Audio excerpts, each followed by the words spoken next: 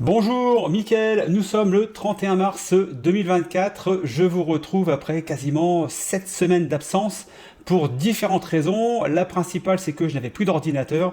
J'ai monté une nouvelle machine, l'ancienne m'a laissé tomber. J'étais un petit peu en panique pour monter cette nouvelle machine. Ça m'a pris pas mal de temps. Donc pas, je dirais, le niveau de qualité nécessaire que je voulais pour faire une présentation. Donc j'ai laissé Philippe prendre la main puisqu'il a fait les 3 ou 4 dernières présentations donc des billets hebdomadaires. Ensuite, je suis parti 3 semaines donc de Phoenix puisque nous avons fait la formation niveau 1. Donc c'était à Paris du 16 au 19 mars. Donc bon petit groupe encore là pour former aux options. Donc un nouveau groupe de traders qui va sévir sur les marchés maintenant. Ensuite, donc j'avais une formation chez WH Self Invest, donc c'était le jeudi après-midi en streaming. Donc il y avait 4 personnes en présence. J'étais un petit peu déçu puisqu'il y avait 15 personnes qui étaient inscrites. 4 se sont présentées. Sélection naturelle, on va dire pour les autres, tant pis pour eux. Et puis donc à peu près, je crois, entre 80 et 90 personnes en streaming, donc plutôt une belle formation. Et puis donc le lendemain, le salon du trading, où j'ai également pu intervenir sur le cover hot call, donc avec Raphaël. Et puis ensuite, je me suis pris 4 jours de vacances dans les Bahamas, puisque je suis allé voir ma fille qui travaille au Club Med à Turk et Caicos. Donc j'en ai profité. Étant de retour sur Miami, j'étais juste à 1h30. J'en ai profité pour aller faire un petit bisou à ma fille. Voilà, vous savez tout. Je vous propose maintenant de faire le tour du marché US. Alors pas grand chose de nouveau. C'est vrai que quand je suis parti, on était sur des plus hauts. Et quand je reviens, on est toujours sur des plus hauts. Donc le marché monte, toujours tiré bien sûr par les valeurs de la tech, même si effectivement Nvidia a un petit peu baissé, etc. Mais bon, il y a quand même pas mal de valeurs qui tirent le marché en ce moment. Donc ça pousse, vous pouvez le voir sur le S&P 500. On a fermé sur un plus haut historique. Alors on n'est pas sur le plus haut historique puisque le plus haut touché est de 5264,85. On a quand même fermé à 5254, donc 10 points du plus haut de tous les temps. Et vous voyez que nous sommes dans ce canal depuis maintenant le mois de novembre. Donc ça fait novembre, décembre, janvier, février, mars. Ça fait 5 mois que ça pousse, que ça pousse. Certains secteurs tirent leur épingle du jeu, d'autres un petit peu moins. En parlant d'un peu moins, bien sûr le VIX que je vais vous montrer tout de suite. Puisque vous voyez que le VIX, malheureusement, à part, je dirais, une petite opportunité sur la mi-février, on ne peut pas faire grand-chose dans notre stratégie de vente de volatilité, puisque pour l'instant, la volatilité étant relativement basse, on ne passe pas trop de vente de volatilité. Alors on en fait un petit peu, je vais vous montrer ça juste après, sur deux valeurs que nous sommes en train de trader en ce moment, puisque nous avons changé un petit peu notre fusil d'épaule, puisque il faut s'adapter. Quand on ne peut pas vendre de la volatilité avec de la vente de put, on vend de la volatilité, mais avec autre chose. Je vous montre ça juste après. Donc pour l'instant, au niveau du VIX, en ce qui nous concerne, on est revenu sur la base des 13.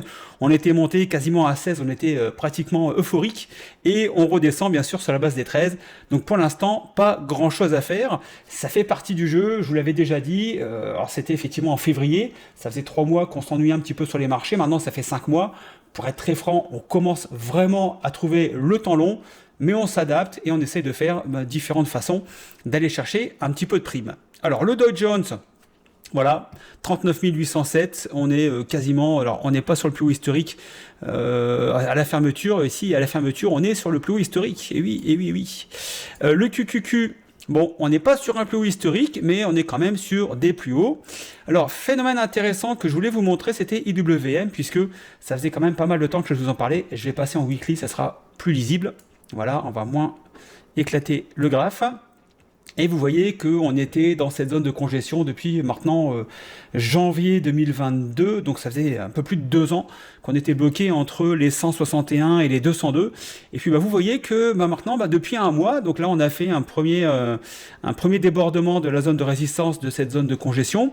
On est revenu prendre appui, comme quasiment toujours, c'est toujours un peu ça, on casse, on revient prendre appui, on reprend prendre un petit peu des forces, et hop, et on repart. Et là, pour l'instant, écoutez, ça pousse bien, puisque là, on est revenu sur un niveau, alors pas en clôture, mais on est venu sur un niveau de mars 2022, donc 2 ans, et vous voyez que cette ligne ici, donc des 210, je vais vous la tracer, est quand même assez connue, puisque c'est une zone qui, voilà, alors là, bien sûr, on est en weekly, on peut peut-être regarder en daily, mais vous voyez que c'est une zone qui est quand même pas mal travaillée. Alors, est-ce que l'on va ici se servir de cette ligne de tendance comme résistance, ou là le marché a envie de pousser et on va chercher les plus hauts, et là on pourrait aller chercher pourquoi pas les 227, et puis ensuite pourquoi pas ici les 244. Bon, il reste un petit peu quand même, je vais passer en monthly voir si on sera sur des plus historiques. Donc si effectivement on devait casser donc la zone ici des 230, il y aurait moyen d'aller chercher après les 246. Hop, je vais repasser en weekly, ça sera plus lisible. Voilà. Donc pour l'instant, IWM, il y a peut-être des choses à faire. Alors vous allez me dire, oui, mais bon, IWM, c'est quand même 2000 sociétés donc américaines.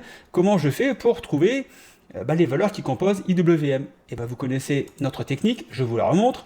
Donc vous allez sur fidelity.com, vous tapez ici, alors vous ne voyez peut-être pas à l'écran, mais vous tapez ici IWM, c'est un petit peu caché là par mon écran. Vous cliquez ici sur composition, et là vous avez bien sûr les valeurs qui composent, enfin le top 10 qui composent IWM. Alors bien sûr, sur 2000 valeurs, vous n'allez pas avoir des valeurs qui vont faire 30, 40 ou 50%. Clairement, vous avez ici la première qui s'appelle SMCI, qui fait 1,56, MicroStrategy qui fait 0,49, etc. Et bien sûr, plus vous allez descendre, moins il y aura d'impact dans cet ETF qui, je vous le rappelle, est composé de 2000 valeurs. Donc c'est tout à fait logique d'avoir des chiffres de 0 et quelques pourcents parmi le top 10. Voilà. Donc maintenant, qu'est-ce qu'on fait? Si vous voulez prendre des valeurs qui sont dans IWM, on regarde un peu ici. Alors je ne sais pas, on peut aller voir SMCI par exemple. On en a pas mal parlé récemment. SMCI. Voilà, vous regardez graphiquement ce que ça donne. Donc là, on est en weekly. Bon, c'est une belle valeur qui monte bien. On est quand même ici, parmi la dernière zone, on a quand même quasiment triplé, enfin à peine, mais on était à 400$, 350, on est à 1000$, on a quasiment triplé la valeur en l'espace de janvier, donc en l'espace de 2 mois. Bon, est-ce que c'est le moment d'y aller? Au niveau du momentum, on est quand même pas mal élevé. On va passer en daily. Voilà. Est-ce que c'est le moment d'aller sur SMCI? Pourquoi pas, si ça revient toucher, par exemple ici, la 50 jours, voilà, ça pourrait peut-être être un point d'entrée, à vous de voir. On va aller en voir une autre, qu'est-ce qu'on peut aller voir? ELF, voilà, vous voyez, donc voilà comment je travaille, tout simplement, je ne me prends pas la tête. ELF, écoutez, c'est une belle petite valeur qui monte bien, vous voyez que c'est assez, on va passer en weekly par exemple, vous voyez, donc là ça monte quand même, depuis 2020, c'est quand même une valeur depuis le Covid, depuis mars 2020, c'est une valeur qui est quand même passée de 8 à 196$. Dommage qu'on ne l'ait pas vu avant. Vous voyez que c'est une valeur qui monte bien, qui suit bien le marché, il n'y a pas trop de correction. Ça peut être une valeur où on peut aller, pourquoi pas, prendre un petit peu d'action, ou pourquoi pas aller acheter un call. Et puis, le VIX n'est pas cher, donc pourquoi pas regarder sur un call pour faire quelque chose sur ELF, par exemple. Qu'est-ce qu'on a d'autre? On va prendre une au pif et FX, allez, FIX, voilà. Bon, voilà, donc ça monte vite, ça monte fort, c'est quoi ça? C'est du service industriel, ingénierie et construction, donc il faudra aller un peu plus en avant peut-être sur la société, mais bon voilà, ça monte fort. Bon, pour l'instant ça monte, bon maintenant 317, ça fait un petit biais quand même, il y a peut-être des valeurs peut-être un petit peu plus abordables pour des portefeuilles de, je sais pas, 30, 40, 50, peut-être 100 000 euros. SSD, on va aller voir celle-ci, qu'est-ce que c'est le SSD? SSD, hop, manufacturing, 200$ l'action. Bon, est-ce que c'est une action qui vous incite à aller mettre quelques billes? Ça monte. Voilà, donc pour l'instant, le risque est quand même limité, puisque on met toujours quand même son argent là où va l'argent. Et là, l'argent, pour l'instant, il va dans ce genre de société. Qu'est-ce qu'on peut faire? Allez, on s'en fait une petite dernière. Qu'est-ce qu'on peut se faire? FN. Allez, on va aller voir FN. Qu'est-ce que ça donne ça? FN. Fabrinette, 189. Voilà. Vous voyez, donc ça monte. Voilà. Donc pour l'instant, écoutez, si vous aviez envie de mettre quelques billets, regardez. Alors regardez également les momentum ici, pour ne pas être sur des zones peut-être ici de surachat. Là, on est un petit peu sur des surachats. On est en train de corriger un peu. Si on avait un retour autour des 153, on serait ici sur une petite ligne de tendance, avec ici la résistance sur la 50 semaines, qui serait un support de la 50 semaines, qui serait pas mal. Autour des 160, s'il y a un petit retour, pourquoi pas rentrer? Voilà. Donc Russell 2000, pourquoi pas aller voir des sociétés qui composent, puisque là, ça a l'air de vouloir décanter un petit peu. Alors, concernant les autres secteurs d'activité, ici, on a SLV, le secteur de la santé. Si vous regardez la roue sectorielle, vous verrez que la santé, c'est un secteur qui a tendance à se mettre en place quand les marchés sont un peu en surchauffe. Hein, donc, on est complètement dans cette typologie de marché en ce moment. Pour l'instant, on est sur des plus hauts historiques sur le domaine de la santé. Et écoutez, vous allez voir le domaine de la santé. Alors, il y a plusieurs compagnies. Là, vous prenez ici. Domaine, vous tapez ici XLV. Voilà. Vous tapez là. Je vous le fais en direct live. Composition. Et puis là, vous avez le top 10 des valeurs donc qui composent quand même 55% de l'indice, donc c'est quand même nettement différent du Russell 2000. Et là, vous prenez les grosses sociétés, et puis vous allez voir, alors Pfizer, on va aller voir Pfizer. Est-ce que Pfizer, c'est le moment de rentrer dessus? Pfizer, par exemple. Hop, Pfizer. Hop, je vais revenir ici. Pfizer, voilà. Pfizer, vous voyez que le secteur superforme. Par contre, Pfizer, elle est plutôt en chute en ce moment. Est-ce que c'est le moment d'aller mettre de l'argent sur Pfizer? Je sais pas. Qu'est-ce qu'on peut aller voir d'autre? Il y a MRK. MRK, j'aime bien celle-ci. Elle est pas mal, MRK. Merck & Company. Ah, voilà. Donc, entre nous, si vous deviez aujourd'hui mettre des billes dans le domaine de la santé, est-ce que vous auriez plus sur Pfizer ou sur MRK? C'est vous qui voyez. Moi, j'ai ma petite idée. Mais voilà, je serais plus enclin aujourd'hui, en plus avec une belle bougie comme on a eu cette semaine. Alors, je crois qu'il y a eu Ici, il y a eu, je crois, un avis favorable de la FDA pour un nouveau médicament. Donc, ce qui fait que voilà, Merck a bien superformé. Voilà, donc entre les deux, Merck, Pfizer, sur un secteur qui performe, peut-être plutôt aller sur Merck que sur Pfizer. Voilà, juste une idée. Je ne vous dis pas de le faire, mais c'est juste une idée. Alors, qu'est-ce qu'on a également? Le secteur des consumer staples, qui est toujours dans sa zone de congestion. Bon, là, qui pousse bien depuis le mois d'octobre, quand même. On est passé de 66 à 76 $.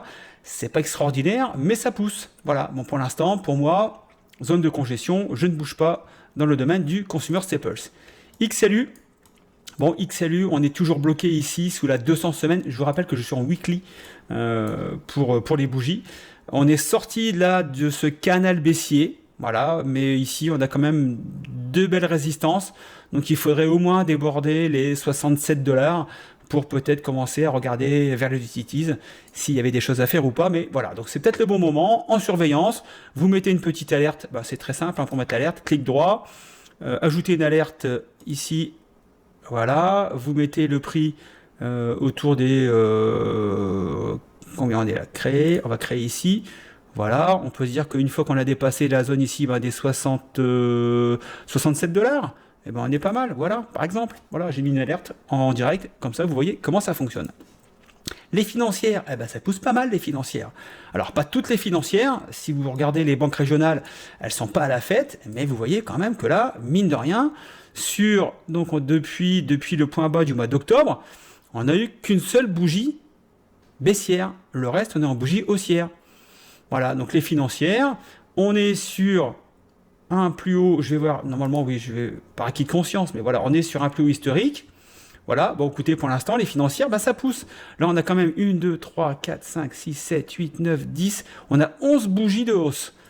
C'est peut-être un petit peu tard, on est un peu en surchauffe ici, mais après une petite correction, si on devait attendre une correction, je ne sais pas moi, de quelques pourcents, si on devait revenir sur, par exemple, ici, la 10 semaines, ou si je passe en daily, ici, sur la 50 jours autour des 40 $ au niveau du secteur financier, c'est peut-être un moment pour prendre une position sur une valeur. D'ailleurs, on a pris une position sur une valeur de la financière. Je vous montre ça juste après, puisqu'on a fait un covered call spéculatif. On a pris donc une valeur dans le domaine financier. Je vous montre ça juste après. Alors, XLK. Donc là, c'est pareil, on a rentré un deuxième covered call spéculatif dans le domaine technologique, puisque pour l'instant, voilà, ça pousse. C'est ce qui pousse bien. Alors par contre, moi, ce qui me gêne un petit peu en ce moment, alors je ne voulais pas tracer ici, mais j'ai fait sur les autres, c'est qu'on commence à avoir quand même ici des divergences baissières relativement importantes. Il y en a de plus en plus. Si je me mets ici, vous voyez que là, ici, ça monte, ici, ça descend. C'est quand même un signe. Alors je dis pas que c'est le signe, mais c'est un signe à prendre en considération. Au niveau du momentum, on sent bien que là, on commence à s'essouffler un peu. Malgré tout, ça commence à pousser. Pour différentes raisons que je ne vais pas développer ici, mais que j'ai développé sur le Discord, donc des membres de la formation Option. Voilà. faire attention, les divergences, quand ça fonctionne, ça peut vite aller dans le mauvais sens assez rapidement. Il y en a quand même pas mal comme ça. Ici, on a le domaine, vous voyez, on n'a pas de divergence, par exemple sur le domaine de... donc celui-ci, c'est les materials, XLB. Et vous voyez qu'ici, on a bien cassé la zone de congestion maintenant depuis à peu près 1 mois et demi, et ça continue de pousser. Voilà, donc le domaine des materials, vous voyez, on est sur un plus haut historique, on a même clôturé sur un plus haut historique. Voilà, si aujourd'hui j'avais un petit peu d'argent à mettre, je regarderais du côté également des materials. Ça fait longtemps que je vous en parle des materials. Je vous en parlais déjà lors de ma dernière analyse au mois de février, je crois. Alors, XLY, le domaine des Consumer Discretionary. Est-ce que c'est le moment d'aller sur ce secteur? Écoutez, on n'est pas sur des plus hauts historiques, on est sorti de la zone de congestion, on est revenu ici faire un throwback, comme d'habitude, sur la zone donc, de résistance qui devient support, et après on repart à la hausse. Alors, la hausse n'est pas fulgurante, mais pour l'instant, c'est un secteur qui peut peut-être vous donner quelques opportunités. Le domaine industriel, là, vous voyez, on a une superbe montée depuis maintenant, donc début janvier. Ouais, ça monte quasiment, on est à 45 degrés. Et par contre, je vous disais également que sur des secteurs, notamment celui-ci, nous commençons à mettre en place des divergences baissières. Donc à surveiller. Est-ce qu'il faut aller maintenant sur le secteur industriel? Écoutez, là, il faut aller voir les valeurs qui superforment leur indice de référence. Vous connaissez le principe. Mais pour l'instant, c'est un secteur qui pousse. Voilà, jusque quand et pendant combien de temps, je n'en sais absolument rien. Mais tout à l'heure, je vous montrais, je ne sais plus, c'était XLP. Voilà, entre XLP et puis XLI. Bon, pour l'instant, XLI, retiendrai plutôt mon attention. Le domaine de l'énergie. Et alors là, phénomène intéressant. Là, je vais passer en weekly.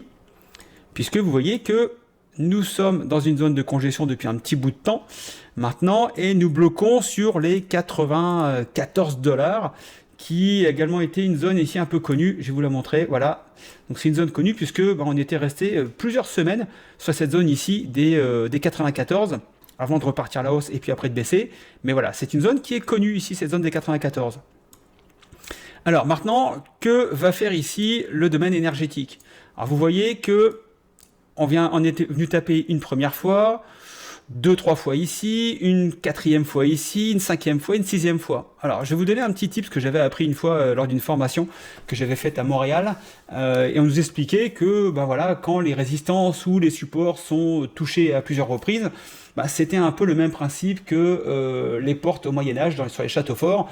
On prenait un bélier, on tapait 1 fois, 2 fois, 3 fois, 5 fois, 10 fois, et au bout de la 10, 15, 20e fois, la porte finissait par céder. Là, c'est un petit peu le même principe, c'est-à-dire qu'à force d'aller au contact de la résistance, on va aller 3, 4, 5, 6 fois, peut-être 10 fois, et il y a un moment donné où la porte va céder et la résistance va céder. Est-ce que c'est maintenant? Est-ce que ça sera la prochaine fois? Je ne sais pas trop. Pour l'instant, ce qu'on voit, c'est que là, on a quand même clôturé, alors c'est relativement petit, mais vous voyez que pour l'instant, on a clôturé au-dessus de cette zone ici, donc des 93-63, pardon. On a clôturé à 94-41. Alors, c'est pas énorme, mais on a quand même clôturé au-dessus. Donc, peut-être à surveiller le secteur énergétique sur les prochaines semaines. XHB, alors les home builders, ça continue de monter. Vous voyez qu'ici, alors donc là je vais repasser également en daily puisque je voulais vous montrer qu'on a un peu la même problématique que je vous parlais tout à l'heure, c'est-à-dire qu'on a ici une belle divergence baissière, alors que vous voyez que ici, par contre, là, hop, ça continue de monter. Et ça monte pas qu'un peu. C'est vrai que, alors, je suis toujours étonné des performances des home builders puisque le marché de l'immobilier commence quand même à freiner un petit peu ici aux États-Unis. Malgré tout, les sociétés qui composent ce home builders ETF poussent. Alors il y en a plusieurs, il y a Tools, il y a Lennart, il y a quand même pas mal. Et ça continue de pousser. On fait des plus hauts quasiment toutes les semaines. On fait un nouveau plus haut. Voilà, donc ça pousse. Je suis toujours short sur certaines positions avec des échéances à novembre et janvier d'année prochaine. Bon, pour l'instant, je suis en perte automatiquement puisque ça monte. Mais bon, si ça devait baisser, écoutez, j'ai encore le temps pour moi. On verra bien ce que ça donne. Qu'est-ce qu'on peut aller voir? Le domaine du retail. Donc là, pareil, divergence baissière. Donc là, on a cassé la zone de congestion. Okay, donc on est revenu ici un peu au niveau de la zone de congestion, enfin de la ligne de résistance. Et puis là, on repart à la hausse. Voilà, donc j'ai tracé ça pour l'instant. Le retail, Écoutez, je sais pas trop quoi en penser pour être très franc, puisque bon ici on s'aperçoit quand même d'un défaut de plus en plus grand des cartes de crédit. Vous savez que les Américains adorent les cartes de crédit. Il y a un petit problème, c'est que quand vous remboursez la carte de crédit, on est entre 18 et 20%. Donc ça commence à faire pas mal. Et là, on s'aperçoit que, alors autant il y avait des remboursements qui se faisaient après le Covid, puisque le gouvernement américain avait balancé des milliards et des milliards, donc les gens avaient économisé, ce qui n'est pas dans les habitudes des Américains. Ils ont très très peu de saving, comme on appelle ici. Ils ont plutôt tendance à être surendettés en permanence que plutôt mettre de l'argent de côté. À la grande différence des Français qui sont les premiers épargnants mondiaux, ici on n'est vraiment pas dans le système de l'épargne et de la consommation à outrance. Et aujourd'hui on s'aperçoit que les défauts sur les cartes de crédit commencent à augmenter de façon assez importante. Malgré tout, le retail, pour l'instant, continue de pousser. Voilà. Donc, je ne sais pas pour quelle raison. C'est un petit peu le... Alors, soit ce sont les sociétés qui peut-être rachètent leurs actions, puisque les taux d'intérêt sont encore relativement bas. Il faudra aller voir, il faudra aller faire une analyse un petit peu plus profonde sur les sociétés qui composent XRT, et puis voir effectivement si elles ne sont pas sur des niveaux de rachat d'actions, par exemple. Voilà, ça peut être une piste de réflexion pour trouver une explication au fait que le retail, malgré les cartes de crédit qui ont de plus en plus de problèmes à se faire rembourser, continue de monter. Voilà, donc à voir. Ok. Alors maintenant, je vais vous montrer les deux trades que nous avons passés récemment. Alors ici, donc on est sur Citigroup, donc financière. Je vous en ai parlé tout à l'heure. Alors sur les financières, alors ici, ce que j'ai fait, c'est que j'ai fait un covered call spéculatif, c'est-à-dire que j'ai acheté 100 actions Citigroup et j'ai vendu un call derrière. Alors j'ai fait mon petit calcul, je reprends mon petit papier.